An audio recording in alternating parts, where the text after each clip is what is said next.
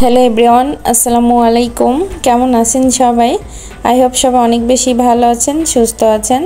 আমরাও আলহামদুলিল্লাহ ভালো আছি। সকালবেলা নাস্তাতে এই যে আজকে রেখেছি দুটা রুটি, একটা ডিম আর গত দিনের রান্না করা ভুড়ি রান্না ছিল।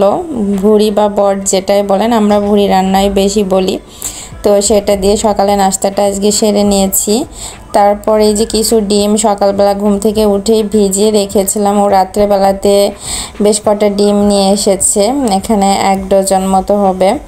তো মুরগির ডিমে আর কি অনেক নোংরা ছিল, এজন্য পানিতে ভিজিয়ে রেখেছি 1 ঘন্টা মতো। এখন সুন্দর করে ক্লিন করে নিয়েছি। তারপর দুপুরে রান্না বান্নায় তো চলে আসলাম। এখন দুপুরবেলাতে রান্না করে নিই। এখানে এই যে চাল কুমড়া দিয়ে তারপরে মুখে কচু দিয়ে একটা সবজি রান্না করছি। এই রান্নাটা কিন্তু আমার অনেক বেশি ভালো লাগে, বিশেষ করে রুটির সাথে খেতে কিন্তু বেশি দারুণ লাগে। তো সানার বাবা একটু খুঁতখুঁতে মেজাজে, সে এরকম ধরনের খাবার দাবার পছন্দ করে না। যাই হোক, অনেক কিছু সে বেছে বেছে খায়, ওকে নিয়ে তো মাঝে মধ্যে আমি মুশকিলেই পড়ে যাই। তারপর সন্ধ্যার পরে একটু বাইরে আসছিলাম মেয়েকে নিয়ে। সে ফুচকা খাবে, ফুচকা খাওয়ার জন্য খুবই উতলা হয়েছিল, এজন্য ওকে এই যে ফুচকা খাওয়াতে নিয়ে এসেছি। আর আমিও চিন্তা করলাম যে একটু হেঁটে আসি, বাহিরে একদমই বের হওয়া হয় না। আর সন্ধ্যার পরেই আমি বের হই, যখনই বের হই ইচ্ছা যখন কোনো কিছুর প্রয়োজন হয় তখন আমি কিন্তু সন্ধ্যার পরেই বের হই। তো এই যে একটু হাঁটাহাঁটি করছিলাম আর এই যে মেয়ের জন্য ফুচকা নিচ্ছি।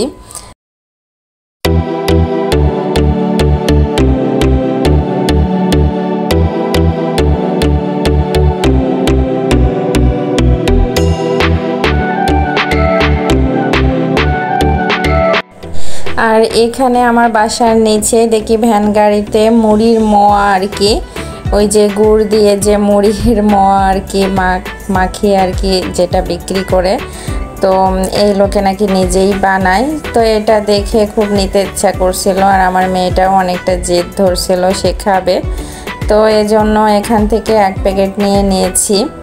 তারপর এই যে একটু ঘোরাফেরা করে আর কি বাসায় চলে আসছিলাম।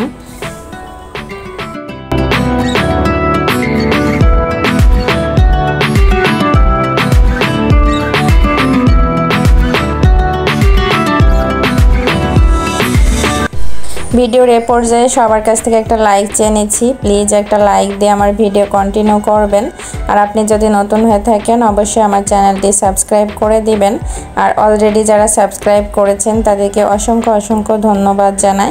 আর এখানে এই যে গরুর পায়া আর কি ভিজিয়ে রেখেছিলাম, গরুর পায়া বা নিহারি যেটাই বলেন, অনেকে তো এটাকে নিহারি বলেই চেনেন। তো এই যে আজকে রান্না করছি, এটা কিন্তু অনেক দিন পর রান্না করছি। আর সানার বাবা গত 2 দিন আগেও কিন্তু বলেছিল যে একটু রান্না করো, সে খেতে চেয়েছিল, পরে আর রান্না করে দিতে পারি নাই। আর চিন্তা করলাম যে আজকে তাহলে রান্না করি, আর সাথে কিছু চালের রুটি করে নিয়েছি। তো 2 দিনের ভিডিও আপনাদের সাথে একসাথে শেয়ার করছি। আমার নেহারি রান্না কেমন হয়েছে অবশ্যই কিন্তু কমেন্টস করে জানাবেন।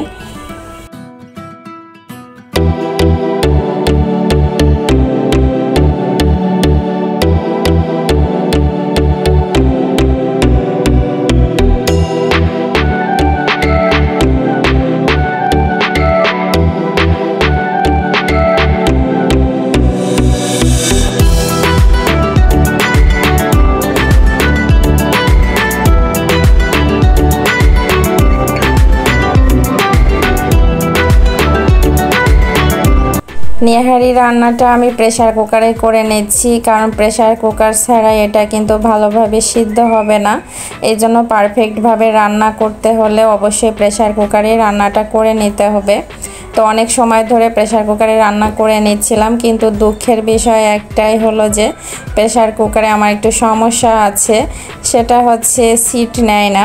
তো খুবই মুশকিলে পড়ে গিয়েছিলাম, বারবার ঢাকনাটার যে চাবিটা আছে ওইটা কিন্তু লুজ করে দিচ্ছিলাম, আবার টাইট করে দিচ্ছিলাম কিছু সময় পর পর, তাও শীষ নিচ্ছিল না। যাই হোক, কি আর করবো, ওইভাবেই রান্না করে নিয়েছি। তবে লাস্ট পর্যন্ত কিন্তু ভালোভাবেই সিদ্ধ হয়েছিল, তবে অনেকটা সময় লেগেছে। তারপর আমি ঢাকনা খুলে আর কি তারপর ঢাকনাটা এমনিতে জাস্ট প্রেসার কুকারের উপর দিয়ে অনেক সময় ধরে কষিয়ে নিয়েছি। তারপর পর্যাপ্ত পরিমাণে এই যে ঝোল দিয়ে দিলাম, কারণ নেহারি রান্নাতে একটু ঝোল না রাখলে হয় না, যেহেতু রুটির সাথে খাওয়া হবে এজন্য।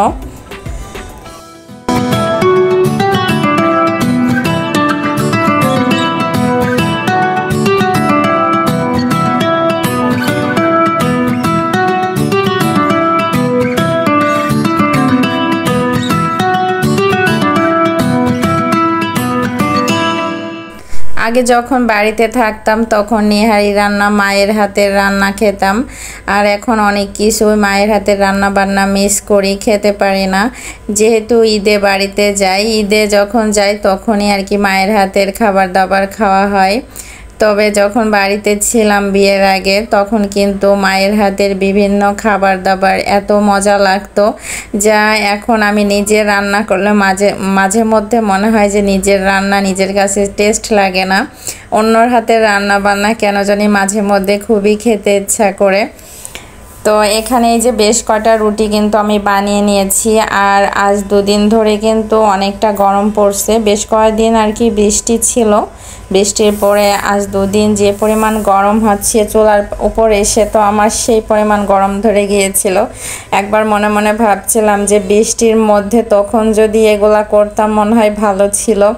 তো গরমের মধ্যে কেন রুটি বানাতে এসেছি। যাই হোক, নেহারির সাথে রুটি না হলেও আবার ভালো লাগে না। গরম হোক আর শীত হোক না কেন, মেয়েদের সংসারের কাজ কিন্তু মেয়েরাই করে থাকে। তো আমার সংসারের কাজকর্মগুলো কিন্তু আমি করে থাকি। তো মাঝে মধ্যে মনে হয় যে আমি অসুস্থ হলে আমার নিজের কাজ নিজেকেই করা লাগে, যেহেতু সানার বাবা সকালে যায় সেই রাত্রে আসে, আর আমার মেয়েটাও একদম ছোট। তো মাঝে মধ্যে প্রচুর পরিমাণ মাথা পেন করে, আমার মাথা পেন যখন করে মনে হয় যে সব কিছু ফেলে রাখি, কিন্তু ওই যন্ত্রণা নিয়েই কিন্তু আমার সংসারে সব কিছু কাজকর্ম করা লাগে। আসলে মেয়েদের জীবন এরকমই, হাজার অসুস্থ হলেও নিজের কাজ নিজেকেই করতে হয়। ছেলেরা যেমন বাহিরে কর্ম করে তেমন মেয়েরাও কিন্তু ঘরের নানান কাজে ব্যস্ত থাকে। তো স্যাক্রিফাইস কিন্তু মেয়েরা কম করে না, আমার মতে মেয়েরা কিন্তু বেশি স্যাক্রিফাইস করে, কারণ সংসারে কিন্তু অনেক কাজকর্ম থাকে। তো নিজের হাতে কাজকর্মগুলো গুছিয়ে করতে গেলে কিন্তু অনেক সময় লাগে। তারপর সারাদিন কাজ করার পরে যদি মেয়েদের শুনতে হয় বাসায় বসে বসে সারাদিন কি করো, আসলে এই কথাগুলো না খুবই কষ্ট লাগে, যাদের হাজবেন্ডরা এভাবে বলে থাকে যে সারাদিন বাসায় বসে বসে কি করো। তো এই যে এখানে অবশেষে রুটিগুলো বানিয়ে নিয়েছি, আর এই যে এক পিস নেহারি নিয়ে নিলাম, সাথে ঝোলও নিয়ে নিয়েছি। এখন রুটি দিয়ে এই যে খেয়ে নিব আর আমার মেয়েকেও দিব। তো আজকের মতো আমি আমার ভিডিওটা রাখছি, পরবর্তী ভিডিও নিয়ে চলে আসব। ততক্ষণ পর্যন্ত সবাই ভালো থাকবেন, সুস্থ থাকবেন, আর আমাদের জন্য দোয়া করবেন। আল্লাহ হাফেজ, আসসালামু আলাইকুম।